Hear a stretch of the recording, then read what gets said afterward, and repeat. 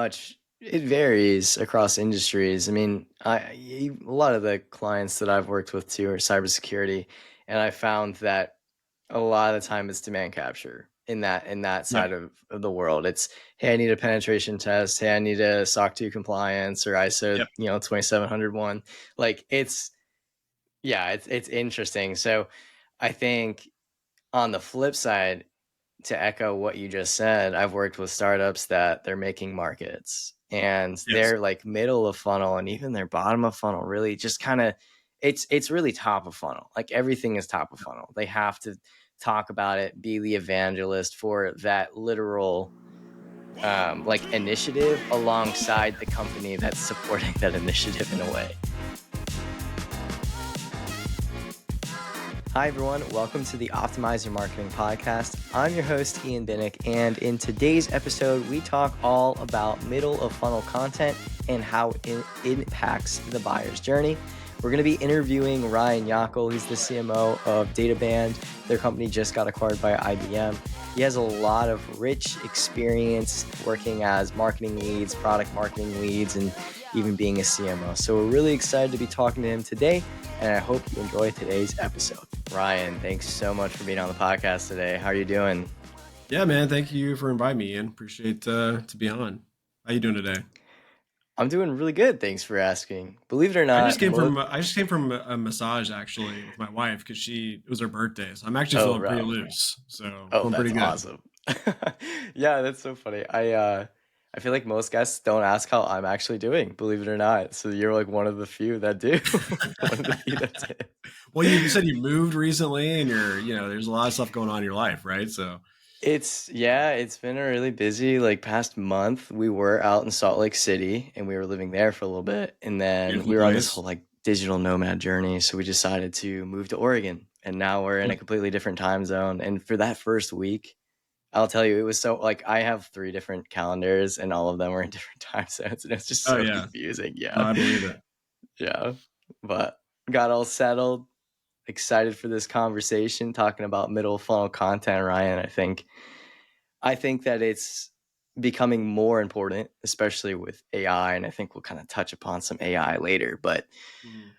I'm particularly excited to be talking to you about this today because you work at DataBand, you got acquired by IBM. Obviously, you guys know your stuff. There's going to be a lot of insights I think we can glean from this. So I just want to kind of dive right in, Ryan. Are you ready? Oh yeah, yeah. And hopefully I can pull from other companies as well. So it's not just a pure industry specific thing because I've been in cybersecurity, DevOps, data. So my journey is kind of all over the place in terms of the different industries I've been in. So. Great. Great. No, this is going to be good then. And I think a lot of people find it useful. So Ryan, I want to get started. I want to start broad, and then we can kind of work our way into some more, I would just say, like exact or tailored strategies, perhaps for some of those industries and how it looks different across some of those industries. But Mhm. starting broad, I want to just get your opinion. Like some people just need to be reminded more than they need to learn things. And I think like the people that know what they're doing, like the marketers like us, they're going to know what the marketing funnel is. But hearing it again, just being reminded, level setting here, could you kind of describe the marketing funnel for people like, as if they didn't know what it was? Yeah. So, I mean, the marketing funnel is really, there's two ways to look at it.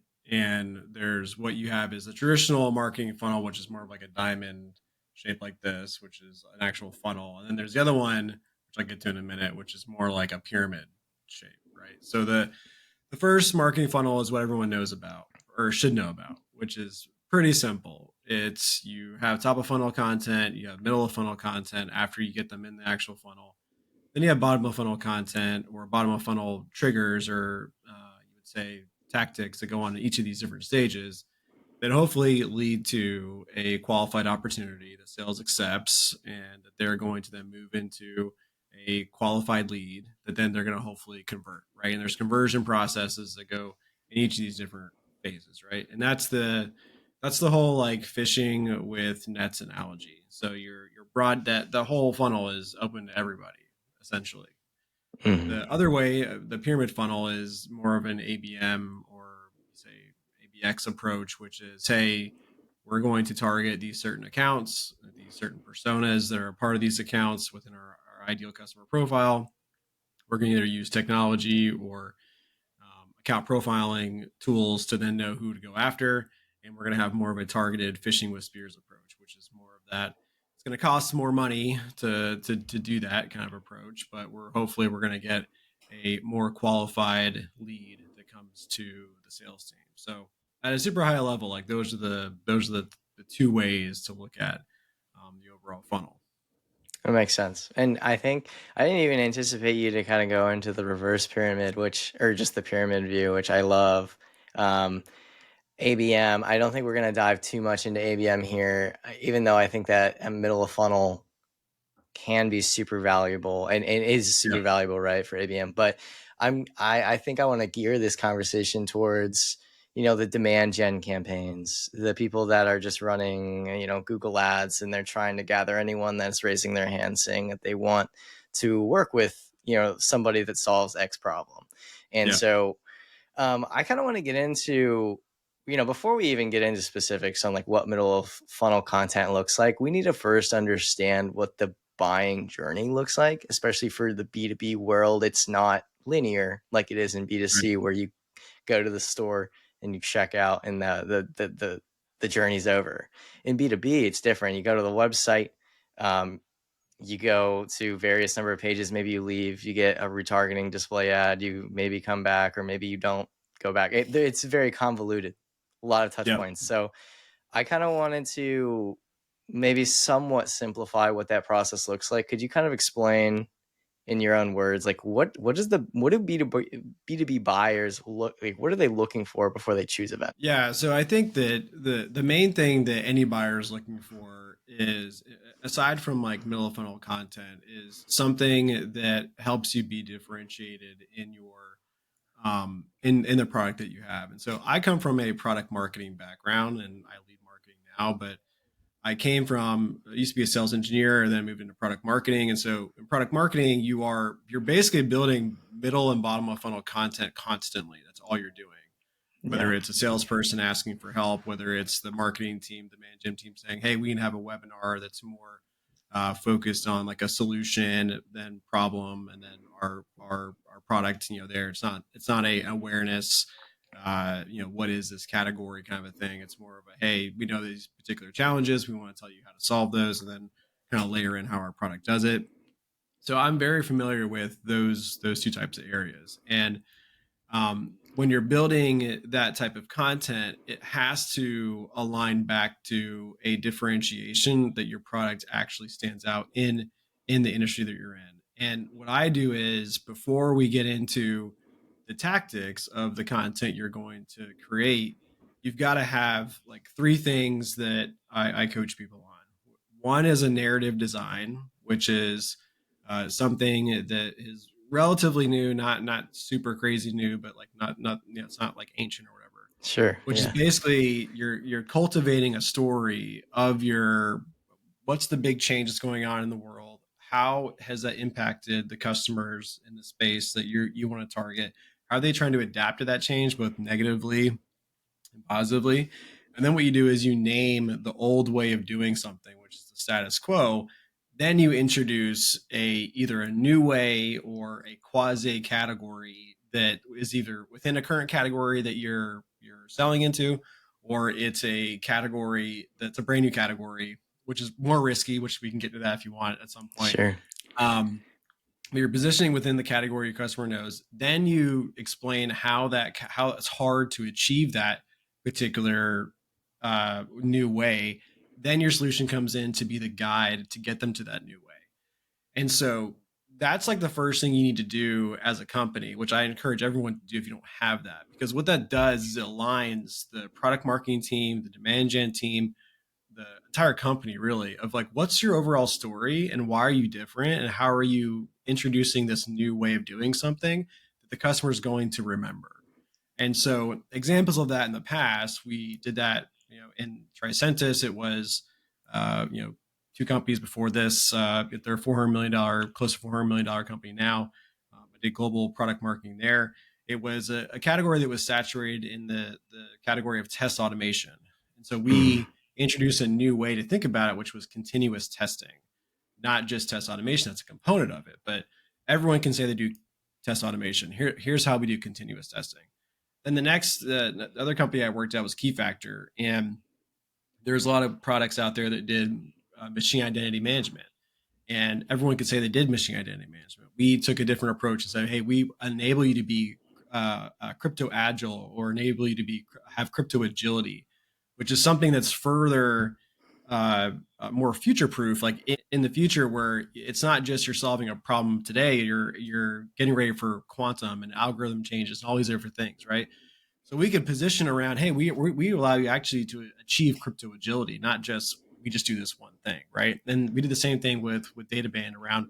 We talked about we have a shift left approach versus what we'd say more of a reactive approach to observability. So I say all that to say you got to have a narrative first to tell the story, so that then you can create, okay, now that we know our narrative, we know who we're targeting, we can create an ideal customer profile, which either you have customers already that fit that, or customers you're going after. Then the personas come after that. And the reason why that's so important for middle of funnel content, as we're talking about today, is because you do not have a compelling story that's differentiated. You don't have an ICP of where you want to go after. You don't have the personas locked down. Then how are you going to create content for these people?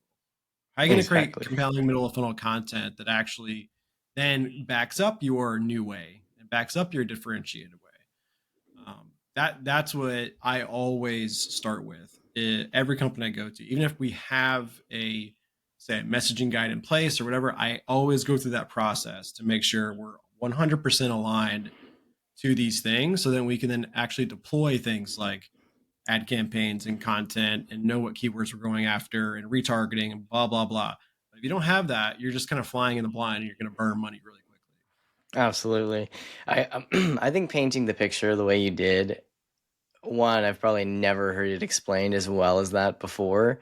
And two, I'm sure you're probably aware of this, but for the listeners that aren't, there's a ton of companies that don't have those things. They don't have a narrative design. They don't, like, they think they have an ICP, but they're like, these are my guesses. They don't know. Right. And like, you can't sell that. And they want to turn ads on, and they're like, hey, we're going to turn ads on. We're going to get leads. But it's like, crap in, crap out. Like, I say this to people all the time, but if you don't put in the right inputs, you're going to get the wrong outputs. Like, it always doesn't matter how great of a team you have managing your things. So yeah, it just comes down to the strategy at the end of the day, and the kind of content that you're going to be talking about. So I think let's talk about what that content looks like now a little bit. We've decided X positioning, and we've decided we're going to go after Y ICP, right? Like, these are just variables I'm putting in there. Hopefully this makes sense. But how are we going to reach them? Like, especially today in the B2B world, like, how are we going to reach them? Is it social media? Is it through demand gen? Is it through demand capture? Like, what are your thoughts on that, Ryan? Well, I mean, demand gen and demand capture obviously are totally separate strategies you go after. Demand capture says you have, like, that you know the pool of either keywords people are going after, content they're consuming, challenges, pain problems, things like that. It's an awareness thing. And so, sorry, it's a capture on the thing they already know about. And so an example of this at Key Factor, we had we had two sides of the business. There's enterprise and IoT. So enterprise IoT was, and I'm going to try to talk about this way that is like very not nerdy, and people aren't going to like say, Ryan, you're really annoying. I have nothing to do with cybersecurity. So let me just try to like boil it down. So enterprise IT, they would basically, that was like demand capture, meaning that we already knew that challenges existed, and the people we were talking to, those challenges, they already knew they already existed. And so an example of that was they would come to us and they would say either one of two things. They would say, hey, we have this legacy public key infrastructure. Again, don't worry about what that means. Legacy PKI, don't worry about what that means. And they're like, we don't want to deal with this anymore. We want to offload it. So that's a real challenge that they identify themselves. We're not telling them about this challenge. They already know that they have this challenge. They're already in a hunting motion to figure this problem out, right? So you want to capture that. Sure. So we would say, okay, we have this as a service, peak as a service model that we can help you out with. The other one would be, hey, we keep having outages in our business, and that's affecting our bottom line. It's affecting our security posture, et cetera, et cetera, et cetera. We need something to help us, not make those outages happen. And we say, oh yeah, we have a solution that does blah, blah, blah. Okay, that's like demand capture. And so how would you build like middle funnel content around that? All of that had to deal with building out video campaigns that align to showcasing that we had products to solve that problem. So if you even go to Key Factor now, you go to the demo center, I think my face is still there on some of these things, but we went through and talked through like challenges that they face in a public infrastructure environment, like how like we understand those challenges. They should be nodding along going, yeah, these are all the challenges that we have. So we'd say, hey, here's your 5 steps to get off your legacy PKI, like actual steps, not just thought leadership, fluffy stuff that's out there. We would build things around, hey, here's a certificate management maturity model. So it helps you say, okay, if you identify your problem step 1, we can get you to step 5. And it's practical steps and questions you should ask yourself along the way to make sure kind of where you're at. It's a true guide to help them understand like where they're at, right? And we take that, repurpose it, create videos and create webinars and create all different pieces of content for that would flow into ads, et cetera, et cetera, et cetera. That would be a demand capture motion. The demand awareness or demand gen motion that we did on the IoT side is very different, because on the IoT side, it was, hey, I'm a manufacturer that is going to build in security into like a wearable. So if it's like a watch, or it's like, it could be a sensor on a meter on something that's like way out. That's like way out. My wife brought me coffee. So. She brought me a very nice cup too. So she didn't bring me my manly cup, but it's okay. It's okay. I'll take it. I got the birds on this cup. So we would build content around actually educating them that they need to embed a type of security in their wearable, in their IoT device, before they actually develop or created it. And so they don't. So, and the difference with this is they don't know that they have a problem.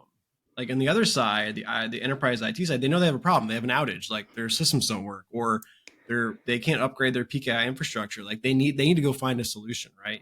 So that middle of funnel content is like very easy to do. The IoT side, it's harder because they're not even aware that they have a problem. So you got to start more top of funnel to actually bring them aware that there's a solution out there called PKI for IoT, that then go, oh, okay, maybe I should consider this in my security by design process. So very different go-to-market motions, more focus on middle of funnel content on the enterprise and enterprise IT side, more focus on the awareness side, top of funnel on the IoT side. Yeah, no, it's a cool breakdown. I think it also just, very much, it varies across industries. I mean, a lot of the clients that I've worked with too are cybersecurity, and I found that a lot of the time it's demand capture in that side of the world. It's, hey, I need a penetration test. Hey, I need a SOC 2 compliance or ISO 27001. Like it's interesting. So I think on the flip side, to echo what you just said, I've worked with startups that they're making markets, and they're like middle of funnel, and even their bottom of funnel really just kind of, it's really top of funnel. Like everything is top of funnel. They have to talk about it, be the evangelist for that literal like initiative alongside the company that's supporting that initiative in a way. And I'll talk about how at DataBAM we, so I would say, Key Factor and Tricentis, they were pretty much established categories, but we needed to position within that category, right? They're pretty mature categories. DataBAM is very different. DataBAM there was an emerging category, which was data observability. That's the title of that particular category. It mixes in things like data quality and data reliability. Sorry for people that are listening. They're like, I don't care about that. But the takeaway here is that we had an awareness problem in the data space because people were getting confused about like what data observability is compared to their traditional way of doing data quality or data governance or data reliability. And so what we had to do was actually accentuate the awareness tactics that we did. And then have that funnel into more of a product led growth motion for them to try it out, experience it, see how it works, and go from there. Because it's an emerging category where people are a little bit skeptical of how this is going to actually play out. One of the things we did for top of funnel, and we did this for bottom of funnel too, depending on the things we did. But what we did was we reached out to a lot of the third-party content creators and authorities in the data space on LinkedIn or on YouTube, and we built relationships with them to come onto their platform because they had a broader reach than we did, get access to a community that we didn't have access to right away. And we were able to do things like coffee and data. I did that with Kate Strosny. She's an awesome data leader on LinkedIn. We reached out to George Farrakhan. We did it was like data observability and brews and data observability. We drank beers in the morning. I had to drink like a quarter of them because it was like at 10 o'clock in the morning because he was like in France or something. I was like, that dude, sounds amazing. I was like, I'm gonna have to like dial this back. And actually, one of the drinks I had was a non-alcoholic one because I was like, I just want to make sure I can like function. Oh, yeah. And it was like in 30 minutes. I was like, I can't drink all these in 30 minutes. It's not gonna be good. That's but hilarious. We did that.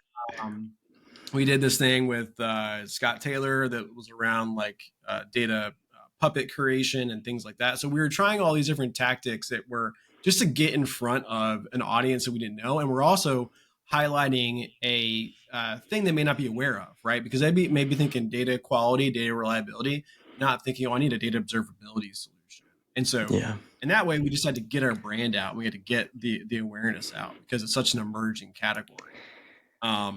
And then from there, obviously, that would flow into, hey, come explore our interactive demo, come explore our sandbox experience, come enjoy our trial experience. So then they can actually move down those funnels and try it out themselves and go, okay, this seems like a legitimate thing, and it's different than, let's say, something I've already been thinking of. Yeah. I think there's a huge difference between having like a PLG model where someone can literally trial the product before they even need to talk to anyone versus gating it behind a demo or a demo. And it's really more of a discovery call before they even show you the product, right? Which is obviously leads to a ton of friction, I think, in a lot of the B2B settings in the SLG sales-led growth approaches. So yeah, and also on the topic of reaching out to creators and getting them to talk about your product and your solution, especially in a market where you're really just trying to make the market and you're trying to shift people's perception on like what the true solution should be and how yours is potentially better or different for certain circumstances and better for certain circumstances. I think that you guys must have been pretty early to that. Because now it's very common. I think you see a lot of products now trying to get those paid sponsorships through influencers. The biggest one that comes to mind really, which I guess it looks a little different because it's not like a paid sponsorship through influencers anymore. And it's like, hey, we're going to hire you as a content creator. And now you're like technically a part of our team. And so I see that like Clay, like, I don't know if you're aware of clay.com. They're like a huge example of this where they hire people that maybe are agency owners or maybe they work for other companies or whatever. And then they just come on as a content creator and they only make YouTube videos, like going through the product. But it works so well. And like you're going to grow that company page. You're going to grow awareness for your solution. And then, I mean, it's like outsized returns on investment, in my opinion.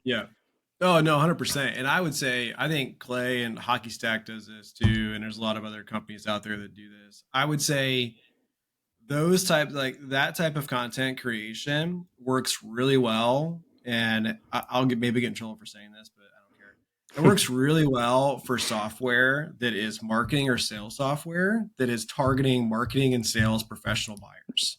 It doesn't work as well for what I'm in, which is B2B, technical, enterprise, highly skeptical, engineer focused, developer focused buyers. Devs. Because Yeah. like Yeah. they need to actually the number one, skeptical by nature, and number two is a lot of times when you're dealing with these types of developer engineer kind of folks is that they can build, for the most part, a lot of the things you're saying your solution can do, but Yeah. it's just a better solution. So for example, again, could somebody go build an attribution marketing software out there? Maybe. I mean, potentially. Could Yeah. somebody go build a CRM internally for their business? Maybe. Like, yeah, could they? Could they go build their own database? Probably not. Could they? They would Yeah. probably, what they probably do is that they would go use an open source tool, open source database, take it, customize it, do it, whatever, blah, blah, blah. And then they get to a point where they go, oh, I can't scale it. Maybe you look for vendors. And so when you're dealing with like the more technical developer community, there's always this, well, I could build it myself, or I could do it myself. I don't need you. Versus like marketing and sales software, last I checked, like there isn't like an open source email marketing automation platform that you could just go take it and you're gonna have a marketer Yeah. go do some coding on it and plug it into their HubSpot instance, right? That doesn't work, Yeah. right? So I mean, I think that there's a lot of like low hanging fruit in all the marketing and sales software space, which is good for them. Like I think Sure. that that's a great way to do it. But we have to take a more, hey, we're showing you the actual technical pieces of our product to get trust and build the trust that we have between you, so that you actually want to try it out and actually see that it works. An example of this is like some of the third party data creators that we did. Some of them we use that were very top of funnel, and some of them we moved into more of a middle of funnel. And so one of them was this guy named Andreas, who he has a whole series on learning how to be a better data engineer. And so Yeah. he actually got our software, used it, and showed how easy it was to like hook in like an Airflow instance or Python instance, Spark instance into our product. And so now you have a third party person that has authority in that space saying that, yeah, I tried it out. Like he's not making this up. It's not like we gave him a video and he pressed record and he just made up the Yeah. fact that he, interacted with our software. Like, no, he actually did it. So anyway, that's my 2 cents on the marketing and sales software. Yeah. So. I mean, it goes a long way. I think similar to the gold rush, the people that got wealthy in the gold rush, they sold shovels. They didn't find Yeah. gold. Selling to marketing and sales agencies, I mean, there's the figurative shovels there, in my opinion. I mean, it's crazy the number of ad agencies that will work with another advertising partner to do their ads for them because they can't do it that well, or they can't drive demand for whatever And reason. again, like I'm not knocking on that, but what I'm saying is like if I'm a sales leader or a marketing ops leader and I see something funny being said about HubSpot versus Salesforce or something, and I'm like I'm looking to buy clay maybe or something. Yeah. It's like, oh, that's funny. It's a funny little GIF thing or whatever. Like the engineering folks and developer folks and things like that, they're not as active on LinkedIn Yeah, as definitely not. marketing and sales people, and they kind of want to stay, especially security people. They want to stay off of it. Really, like they don't. So it's also not just like the type of industry you're in. It's also where your audience is, and you've got to go to different places and use different tactics that are not the I would say like the shovel approach. I think that it's Yeah. easier for marketing and sales. I'm not saying it's 100% slam dunk, but it's just a little bit different. This episode is sponsored by Optimize Your Marketing. If you're looking for B2B Google Ads strategy for tech companies, then look no further than Optimize Your Marketing. They implement a custom Notion database that is filled with strategy documents ranging from competitive analysis to ad account optimization. If you're looking to optimize your Google Ads accounts with some next level strategy, then feel free to reach out to them at optimizeyourmarketing.io. Now, let's get back to the show. For more on that. Absolutely. Absolutely. Yeah, there was only one thing I want to say to finish out that topic. let's just pretend that you're not a PLG company. Maybe you don't have an easy way for someone to sign up immediately on your website and get into the Mm. platform. The easiest hack around that, similar to what you were saying, Ryan, is to just give access to someone who has influence in the space that would find it useful and have them make a video Yep. using the tool. Because then you can kind of embed maybe that video or resource like it behind like a little gate on your website, or even just make it open. Like someone can just view it on the website. They don't even need to give you your email address, which I guess Yep. for your audience probably makes the most sense, because I'm sure that the more technical people are not going to give their email address to look at it, unless they're really influenced already and they've heard about it before. But if you're talking like fresh people, yeah, try to give them as much information as possible without asking for anything. 100%. Yeah, And we've done that. So at Databand, we did that with, I'd say they're Helen on our team has done an amazing job on the PLG front, but basically there's been different steps to it. There's an interactive tour, which is a click through demo. You just click around, mess around with it. Anyone can do that. Like yeah, any product can do that. The next step would be, if that's like the crawl, the walk would be, hey, let's have a sandbox experience or a playground, which is you actually play with the true experience in the browser, and it's just read only data. So it's sample data in there, and then the run obviously is the full blown trial where you can hook it up to your environment and so on. And quite honestly, like PLG, and that doesn't encompass PLG. I know if Wes Bush was listening to this, he would probably say that's not PLG, Ryan. Which I know that's not PLG.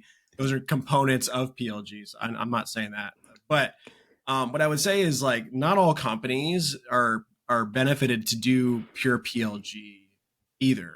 And the reason why I say that is because a lot of companies, they aren't even equipped internally to try the product out unless it's done in a POC environment.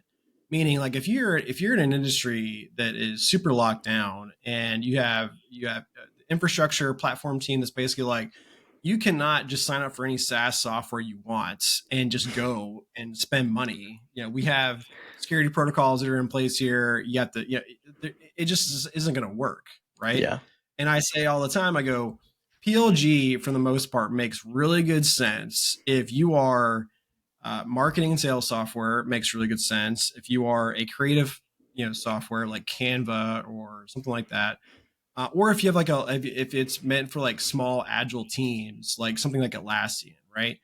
All those products like are very easy to sign up for, get going, and without a lot of technical experience, just kind of go off and go, right? mm, But a lot of times, if you're in a enterprise developer engineering focused space, sometimes they're even able to access your software to even use to try it out. So you've got to have that in your mind as well. Like, PLG isn't a silver bullet. And yeah, as an example for that, like back at Key Factor, there are multiple different paths to a opportunity being created. So we had the community edition for one of our products that was pure, go on, open source it, grab it, run with it. You raise your hand when you're ready to get into an enterprise motion with us, right? Then there was the full POC environment. Hey, we're going to set up a 6 to 8 week cycle of setting this up in your environment, we'll deploy it for you, get it going, right? And then there was the, hey, go on to AWS and you can spin up your own instance right away and just pay us and get going. But not all of those try, buy, deploy. Not all of those were in the same bucket for the products that we offered. mm, Very similar to Tricentis as well. Like, there's products that work really well in a PLG bottoms up approach motion, but a lot of other products like are more top down, and they're not conducive for that. Hey, I'm gonna just go do this by myself, try it and buy it and be retained and just give you money, because we're looking at higher deal values, not lower deal values. High volume, we're looking at smaller volume of total deals but higher ACV. So that's something to also consider as well. yeah, absolutely. All right, Ryan, I want to shift gears a little bit here and talk about something that's hot on pretty much, I mean, every industry is impacted by it so far, but I think talking about its impact on middle of funnel content is interesting, which is AI. Yeah. We kind of teased it at the beginning, but I want to know, what are your thoughts on it?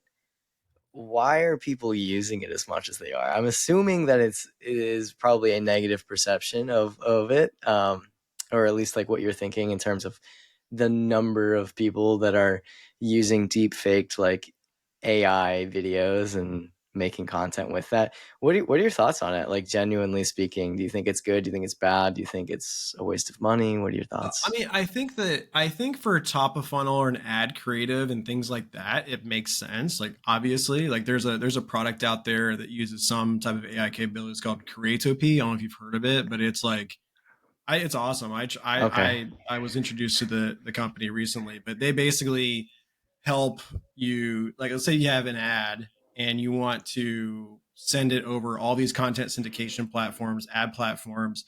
They need to be resized differently, different text in different areas. You can basically take that template and automatically create these different ads for that platform using Yeah. some AI capabilities for it. I think that's awesome. I think that's a really, like, if you're a designer, that cut your time down by like that, like Yeah. easily, right? I think for middle of content, I think it's really good for at least Gen AI in terms of using either, we use Watson X over here for our stuff. There's Chat GPT that people use. Taking scratch notes and being able, from, like you say, you have a case study that you're doing, you do an hour long case study with the client.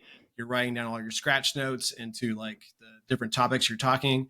Tell it, hey, spit this out in a story format based off these scratch notes. Here's what I'm looking for. Here's some more directive.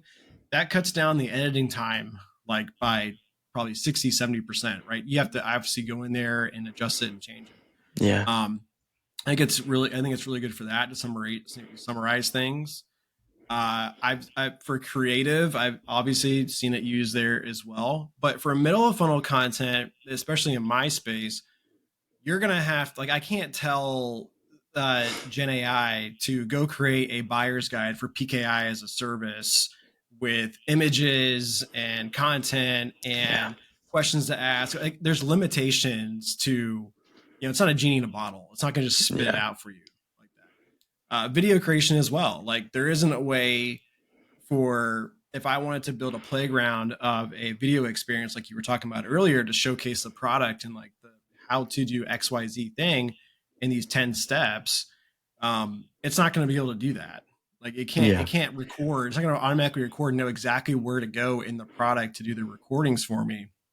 I can maybe help with editing, but it's not going to help with the actual layout of how I should be approaching the video, what I should be, what I should be showing to the potential buyer or end user, in a way that makes sense and logically ties back to the narrative design that I talked about earlier. So again, I think it's used for sure. I've used it and I've seen other people use it as well. But I think I'm more excited about the quote unquote AI capabilities that are being baked into platforms. So if you have a CRM and you want to ask it questions to get data around your pipeline or something like that, I think that's really valuable. Generating reports and things like that, I think that's also very valuable. Yeah. But I think there's limitations to a full life cycle of content you have to create, top, middle, or bottom, that it's just not going to do that fully for you unless you're a B2B, B2C company that you're selling you're selling a drink Yeah. can to somebody, a drink in a can, and you say, hey, here's the image, go create a bunch of, just, awareness ads for me. Yeah, I think I'm glad you brought in that last caveat because I think a lot of very early stage startup leaders are trying to use AI that way for their B2B company, which Yeah. it just doesn't, like, especially in an industry where maybe like middle of funnel and bottom of funnel does exist and like there is genuine need for that kind of content. You can't really have like a AI deep faked video of you talking because then it just feels like it's fake. You know what I'm talking about, right? Oh no, Right? I Like, get it. No, yeah, yeah, I don't understand it. I don't, again, like, I think that, there's all this hype around like AI avatars and things like that. yeah, I just don't get it. Like, I'm call me. I mean, I'm 36, so I'm not super old. I'm not super young, whatever. But sure. like, I feel like I feel like when I say this, I sound like I'm, the grandpa saying, "Oh no, there's no way we're gonna have an electric car" or something like that. It's like, no, like, I just don't know if people are actually gonna want that. Like, I think that there's going to be a push against the fact that things are not authentic anymore, and Mhm. they want more authenticity. So it's like if I were to create an avatar of myself and tell it to go talk about, the top 10 trends in PKI or data observability or whatever, and I do that instead of just like doing it myself, and it's this avatar talking, are people going to trust me more? Or are they going to be like, why are you using a fake AI Yeah. avatar? Same thing with like what's going on in the SDR world, right? There's this big battle now of some startups are trying to build AI outbound reps. And it's like, Mhm. I don't know if the buyer is going to be okay with thinking they're being fooled by talking to somebody that's not real. Or, I saw recently, which was wild. I don't know if you saw this, but like there were some images recently that looked insanely realistic about like a runway that was going on. Okay. And it's like, okay, that's cool. You can do all this, but are people going to want to really sit and watch a virtual fake runway of women and men dressed like, I don't know. I just don't know. Yeah. I feel like people are gonna be like, I don't want to watch that if it's not real. Like, you Exactly. know. Yeah, So, I'll echo everything you just said, and I'll also just put in the note that people like to do business with people. yeah, And I think the people that think that adding AI personalization to their emails or videos that they're sending via email, which by the way, like that's all basically it's just software, but it has like this small AI component that changes the name yeah. that you mentioned. That's it. That's all that it does. Um, and I think it's becoming so mainstream now. People just like, oh, like this isn't like Well, this, yeah. I'll give you an example. Like, let's say you have, again, I could be totally wrong on this. I'm just speaking. When I get an email from somebody that is trying to sell me something, it's clear I can tell they're trying to sell me something before all the AI stuff, right? They did some personalization. It didn't feel like it was real. It was like, hey, I saw you went to this college and Yeah. I saw you said this talk and whatever. It's like you're just pulling stuff to Yeah. put into the email to make me think that you care about about me. You clearly don't care. Like Yeah. you're just trying to hook me in, right? Hmm. And I think AI for it's that type for this specific use case of the email personalization thing. It's that, but now it's even more heightened. It's probably going to pull in more stuff. And so I think that if people are just sitting back and like, this is an AI email. This guy doesn't know. This Yeah. woman doesn't know who I am. Like they don't really care. So again, I Exactly. go back to that whole authenticity thing. I think that people are going to get more and more scrutinized about digitally how they're being reached out to. And quite honestly, that's where like we've been pivoting more to do more in-person stuff Hmm. lately, more in-person smaller events and things like that because yeah, get people in a room versus a webinar. I think you're gonna have a higher close rate probably. Definitely. Yeah, I love that call out. Networking, and then also, like you mentioned about outbound being, yeah, people think it's automated, people think it's AI, like they don't feel like the person actually knows who the other person is. That just goes to show, again, that middle of funnel content is really important as long as it's authentic and genuine and Yeah, provides like quote unquote value. That's going to be infinitely more valuable than sending 500 AI personalized emails every day. right. And again, I go back to this that middle funnel content has got to tie back to your differentiated story, your differentiated way, or else it's just another buyer's guide. It's just another maturity grab. It's just another case study. It's just another 5 challenges, 5 solutions webinar. You know what I'm saying? Yeah, It becomes just another piece of content that is now in a plethora of other pieces of content you're getting hit with constantly. It's like, yeah, we thought content was saturated before AI. Now it's, so much worse. hundredfold, right? Like more Yeah, than that. absolutely. Well, Ryan, that's all I have for you today. I appreciate the conversation. I think I learned a lot. I think talking about the narrative designs just at the top of the call really set the tone for everything we talked about. I think that that's something Yeah. that most B2B leaders just need to go back and do if they haven't done already, and try to include like that authentic, genuine content in the middle of the funnel, or identify that maybe you are making a market and build the top of funnel content, educate people, get them aware of your solution, use some of the tactics that we talked about. So Ryan, I appreciate all the insights. I think our listeners are going to have a lot of takeaways here. Yeah, for sure. And if anyone has any questions, feel free to just reach out to me on LinkedIn. I hopefully I'm good at responding to people, but I will respond to you. I promise. If you ask me a question about marketing or go to market in general, I'll try to provide my experience and what's worked for me and my companies. So definitely reach out to me. Awesome. All right, Ryan. Well, hope you have a great rest of your day. Thanks, Ian. Good to talk to you. You too. Thank you so much for listening to today's episode of the Optimize Your Marketing podcast. We post weekly on Apple, Spotify, and YouTube. Every Tuesday morning, you can expect an episode about AI, PPC, or SEO. If you enjoyed today's episode, be sure to leave it a 5-star rating or a thumbs up. It really helps me understand which kind of episodes you like the most, so I can bring more of those to you. Until next time, I'll see you next week.